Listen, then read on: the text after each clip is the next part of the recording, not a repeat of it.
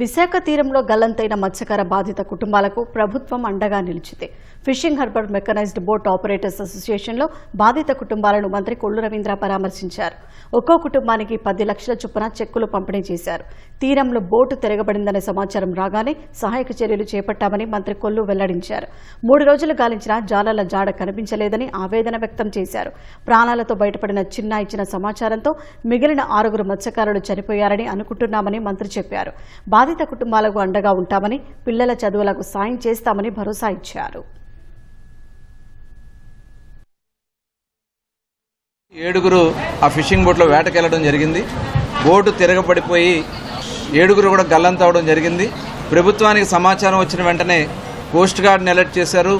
కొన్ని బోట్స్ పెట్టి కూడా గాలించడం జరిగింది. అన్ని రకాలైనటువంటి రెస్క్యూ తీసుకోవడం జరిగింది. కానీ ఈ రోజు వరకు కూడా వాళ్ళ ఆచూకీ కనపడలేదు. ఆ చిన్న ఇచ్చినటువంటి సమాచారం ప్రకారం అక్కడ వాళ్ళందరూ కూడా ప్రమాదంలో చనిపోయి ఉంటారని చెప్పి భావించి, అలాగే కోస్ట్ గార్డ్ వాళ్ళు సెర్చింగ్లో మాకు ఎక్కడ కూడా ట్రేస్ కాలేదని చెప్పి కోస్ట్ గార్డ్ కూడా ఇచ్చినటువంటి రిపోర్ట్ను ఆధారం చేసుకుని 72 గంటల తర్వాత ఆ కుటుంబాలకి, ఎవరైతే 7 ఒక అతను సేవ్ అయ్యాడు కాబట్టి మిగతా 6 ఆ కుటుంబాలకి ఫిషరీస్ డిపార్ట్మెంట్ నుంచి ఒక 5 లక్షలు, సీఎం రిలీఫ్ ఫండ్ నుంచి ఒక 5 లక్షలు కలిపి 10 లక్షల రూపాయలు చెక్ వారికి అందించడం జరిగింది.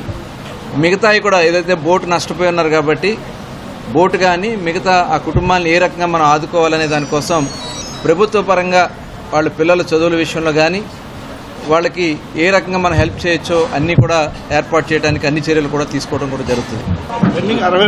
63 కేసులు లాస్ట్ గవర్నమెంట్లో పెండింగ్ ఉన్నాయి.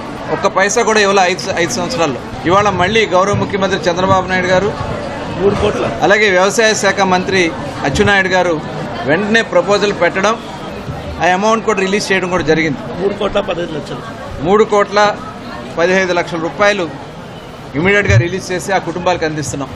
అక్కడ ఉన్నటువంటి ప్రాథమికంగా ఇంకా వాళ్ళకి కావాల్సినటువంటి సమాచారం కొన్ని ఆగినాయి, కానీ మిగతా 100% ఇవ్వడానికి ప్రభుత్వం చర్యలు తీసుకున్నాం.